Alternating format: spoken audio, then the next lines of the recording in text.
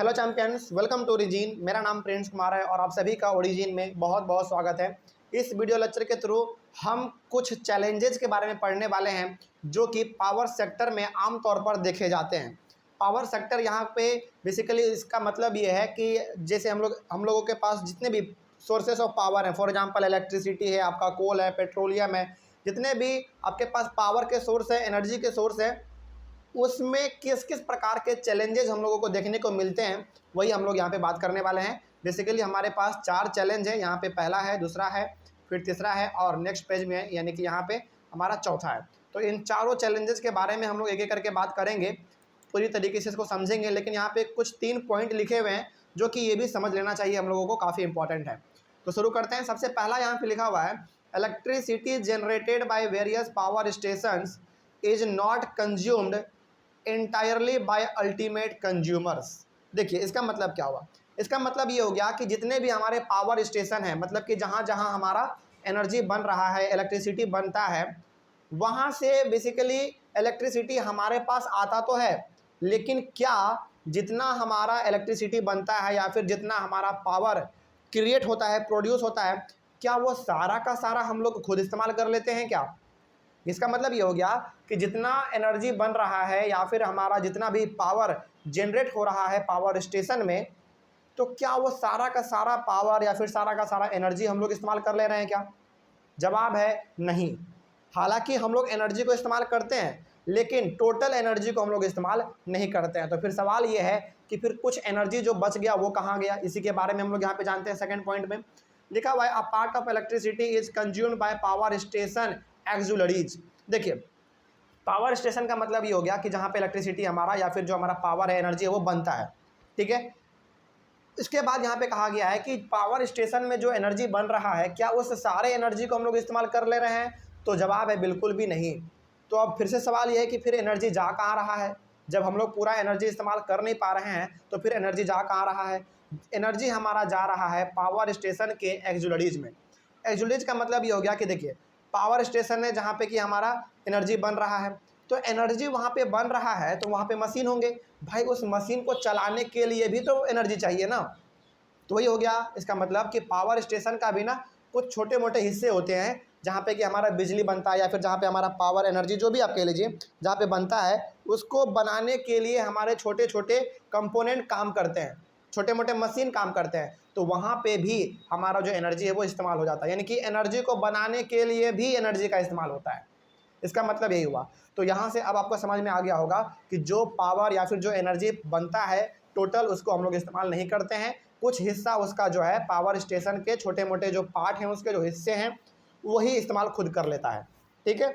एक्सुलरीज का मतलब बेसिकली आपको क्या समझना है कि पावर स्टेशन में ऐसे छोटे मोटे हमारे मशीन होते हैं, छोटे मोटे हमारे इंस्ट्रूमेंट होते हैं जहाँ पे कि एनर्जी का ज़रूरत पड़ता है और वो एनर्जी को यूज करते हैं। ठीक है। आगे बढ़ते हैं। फिर while transmitting power a portion of power is lost in transmission. इसके साथ ही साथ और एनर्जी कहाँ पे हमारा लॉस्ट होता है? एनर्जी और हमारा जो है लॉस्ट तब होता है जब हमारे पास एनर्जी आ रहा होता है, यानी कि जब हमारे पास एनर्जी ट्रांसमिट होता है तो आने के समय में भी हमारा कुछ एनर्जी जो है वो लॉस्ट हो जाता है। तो इस वजह से हम लोग कह सकते हैं कि जो एनर्जी प्रोड्यूस होता है उसका टोटल पोर्शन हम लोग इस्तेमाल नहीं कर पाते हैं। उसका कुछ हिस्सा जो है पावर स्टेशन के छोटे मोटे पार्ट इस्तेमाल कर लेते हैं और कुछ एनर्जी का हिस्सा जो है वो एनर्जी हमारे पास आने में खुद खर्च हो जाता है। क्योंकि भाई एनर्जी ट्रैवल होके आ रहा है तो एनर्जी को ट्रैवल होने के लिए भी तो एनर्जी चाहिए, पावर चाहिए, तो वहाँ पे वो इस्तेमाल हो जा रहा है। ठीक है। तो ये बेसिकली हम लोगों ने एनर्जी के बारे में पढ़ा, यानी कि पावर के बारे में पढ़ा। अब हम लोग थोड़ा सा बात कर लेते हैं चैलेंज के बारे में कि आखिर पावर सेक्टर को किस किस प्रकार के समस्याओं से लड़ना पड़ता है, किन किन समस्याओं को उसको पार करना पड़ता है, क्या क्या चैलेंजेज आते हैं, इसी के बारे में पढ़ लेते हैं। लिखा हुआ है the challenges that India's power sector faces today are following, यानी कि आज के समय में भारत के पावर स्टेशन किस किस प्रकार के चैलेंजेस को फेस कर रहे हैं वो यहाँ पे लिखा हुआ है। एक एक करके हम लोग पढ़ लेते हैं।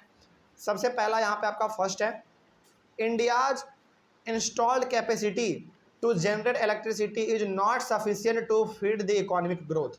देखिए आज हमारे भारत में जितना भी इलेक्ट्रिसिटी प्रोड्यूस हो रहा है वो अभी भी फ़िलहाल कम है। मतलब कि यदि हम फॉर एग्जांपल मान लीजिए हमारे इकोनॉमी को या फिर हमारे कंट्री को आगे बढ़ाने के लिए हमारे कंट्री को डेवलप करने के लिए जितना एनर्जी का ज़रूरत है, जितना बिजली का ज़रूरत है, उतना आज भी प्रोड्यूस नहीं हो पा रहा है। बात समझ में आ रही है? यानी कि जितना हम लोगों को नीड है उतना पूरा ही नहीं हो पा रहा है। इसी वजह से आप देखते होंगे कि बहुत सारे ऐसे आज भी गांव हैं जहां पे कि बिजली आज भी नहीं पहुंचा हुआ है। कारण यही है।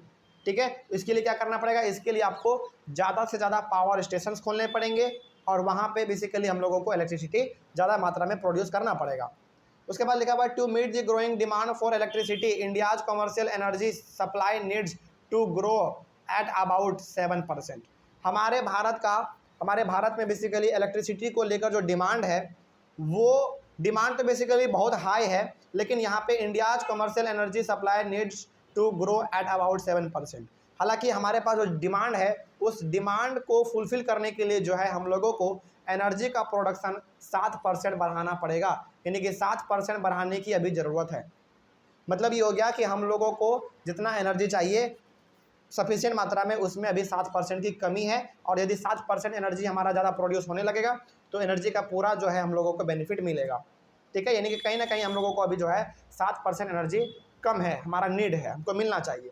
आगे बढ़ते हैं। At present India is able to add only 20,000 megawatt a year, यानी कि आज जो है भारत में अभी फ़िलहाल भारत में जो है 20,000 मेगावाट बिजली ही एक साल में प्रोड्यूस किया जा रहा है, जो कि फ़िलहाल कम है, हमारे नीड के हिसाब से कम है, इसको और थोड़ा सा इंक्रीज होना चाहिए। तो ये पहला चैलेंज था। ठीक है, आगे बढ़ते हैं। सेकंड में क्या है? सेकंड में है स्टेट इलेक्ट्रिसिटी बोर्ड यानी कि SEBs which distribute electricity suffer a loss of ₹500 billion due to transmission distribution and wrong pricing of electricity. अब देखिए यहाँ पे साफ साफ लिखा हुआ है state electricity board which distribute electricity suffer a loss of ₹500 billion due to transmission distribution and wrong pricing of electricity.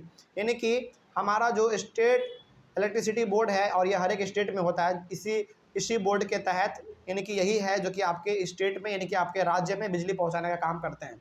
ठीक है, तो ये जो है आपके राज्य में बिजली पहुंचाने का काम करते हैं, डिस्ट्रीब्यूट करते हैं। और फिलहाल जो है हमारा स्टेट यानी कि स्टेट इलेक्ट्रिसिटी बोर्ड 500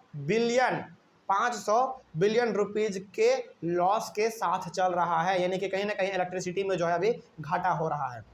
बहुत बार आप देखते भी होंगे कि बिजली चोरी हो जाता है। भाई बिजली चोरी क्यों हो रहा है? क्योंकि प्राइस ज़्यादा महंगा है। यदि प्राइस कम होगा तो वैसी बात है बिजली चोरी नहीं होगा, है ना। तो हमारे पास बिजली आने में, डिस्ट्रीब्यूट करने में और ज़्यादा प्राइस होने की वजह से स्टेट इलेक्ट्रिसिटी बोर्ड को 500 बिलियन रुपीज़ का घाटा अभी वो सह रहा है। State electricity board also suffer a loss due to stolen of electricity in different areas. साथ ही साथ स्टेट इलेक्ट्रिसिटी बोर्ड को एक और समस्या से लड़ना पड़ता है, वो ये कि बहुत सारे लोग बिजली को चुरा लेते हैं। आप देखते होंगे कि बिजली का तार है उसमें खुद धन फंसा लेते हैं और अपने घर में तार को जोड़ लेते हैं और इलेक्ट्रिसिटी अपने घर में ला लेते हैं, जो कि गलत तरीका है बिल्कुल।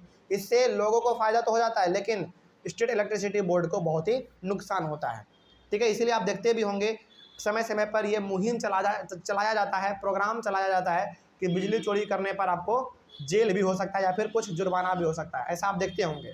ठीक है, आगे बढ़ते हैं। फिर तीसरा चैलेंज क्या है?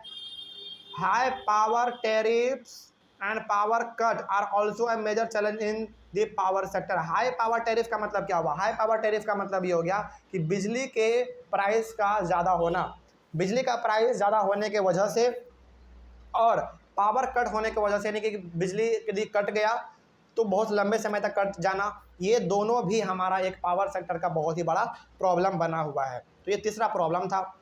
उसके बाद चौथा क्या प्रॉब्लम है भाई? चौथा प्रॉब्लम है thermal power plants are facing shortage of raw material and coal supply. Thermal power plant जहाँ पे कि हमारा इलेक्ट्रिसिटी बनता है वो अभी फ़िलहाल जो है एक समस्या से पूरी तरीके से लड़ रहा है। वो समस्या क्या है भाई? रॉ मटेरियल का कमी हो जाना और कोयले का कमी हो जाना। थर्मल पावर स्टेशन में जो है ना कोयले का इस्तेमाल होता है, रॉ मटेरियल यानी कि कच्चे पदार्थों का भी इस्तेमाल होता है बिजली को बनाने के लिए, जो कि वहाँ पे रॉ मटेरियल और कोल जो अभी फ़िलहाल कम पड़ जा रहा है। अब ऑब्वियस सी बात है भाई, इलेक्ट्रिसिटी को बनाने के लिए आपको रॉ मटेरियल चाहिए और कोल चाहिए, लेकिन यही दोनों कम पड़ जा रहा है, तो ऑब्वियस सी बात है कि इलेक्ट्रिसिटी कहीं ना कहीं कम बनेगा या फिर बनेगा ही नहीं। तो ये चार ऐसे समस्याएं थे जो कि पावर सेक्टर को देखने को मिलते हैं, उनको ये फेस करना पड़ता है। यहाँ पे एक और बात लिखा हुआ है, मोर public investment, better research, development efforts, exploration, technological innovation and use of renewable energy source can ensure additional supply of electricity. यानी कि यहाँ पे हम लोगों को इस वाले पॉइंट में ये बताया गया है कि किस प्रकार से हम लोग बिजली को, यानी कि किस प्रकार से हम लोग एनर्जी को बढ़ा सकते हैं। पावर को एनर्जी बोलो, पावर बोलो, बात सेम है, किस प्रकार से बढ़ा सकते हैं। मोर पब्लिक इन्वेस्टमेंट, यानी कि गवर्नमेंट को इस पर जो है ज़्यादा खर्च करना चाहिए, ज़्यादा ध्यान देना चाहिए। बेटर रिसर्च, अच्छी तरीके से खोजबीन करके पूरी तरीके से इन्वेस्टमेंट करना चाहिए कि किस एरिया में इलेक्ट्रिसिटी प्रोड्यूस किया जाए, इस प्रकार का रिसर्च करना चाहिए। डेवलपमेंट एफर्ट्स, अलग अलग प्रकार का डेवलपमेंट एफर्ट्स लगाना चाहिए, यानी कि जोर लगाना चाहिए कि ज़्यादा से ज़्यादा पावर स्टेशन खोले, इलेक्ट्रिसिटी चोरी ना हो, इस प्रकार का, है ना। उसके बाद एक्सप्लोरेशन, यानी कि एक्सप्लोर करो, ज़्यादा से ज़्यादा खोलो पावर स्टेशन को जहाँ पे इलेक्ट्रिसिटी प्रोड्यूस हो सके। टेक्नोलॉजिकल इनोवेशन, मतलब कि पावर सेक्टर में अलग अलग प्रकार के टेक्नोलॉजी को लेकर और जहाँ पे कम समय में ज़्यादा इलेक्ट्रिसिटी प्रोड्यूस हो सके। And use of renewable energy source, और रिन्यूएबल एनर्जी सोर्स को इस्तेमाल कीजिए। फॉर एग्जांपल सोलर एनर्जी हो गया हमारा, टाइडल एनर्जी हो गया, है ना। ये कुछ ऐसे एनर्जी हैं जिसको कि हम लोग इस्तेमाल करके अपने इलेक्ट्रिसिटी के सप्लाई को इंक्रीज कर सकते हैं। ठीक है, चलिए, आई होप आपको ये टॉपिक समझ में आ गया होगा। अगले वाले क्लास में हम लोग डिस्कस करेंगे इंफ्रास्ट्रक्चर का एक बहुत ही बेहतरीन एग्जाम्पल जिसका नाम है हेल्थ, और हेल्थ भी अपने आप में एक एग्जाम्पल है इंफ्रास्ट्रक्चर का, और ये बात तो हम बहुत ही पहले क्लास से आपको बोलते भी आ रहे हैं। ठीक है, चलिए मिलते हैं अगले वाले क्लास में। Thank you very much and have a nice day.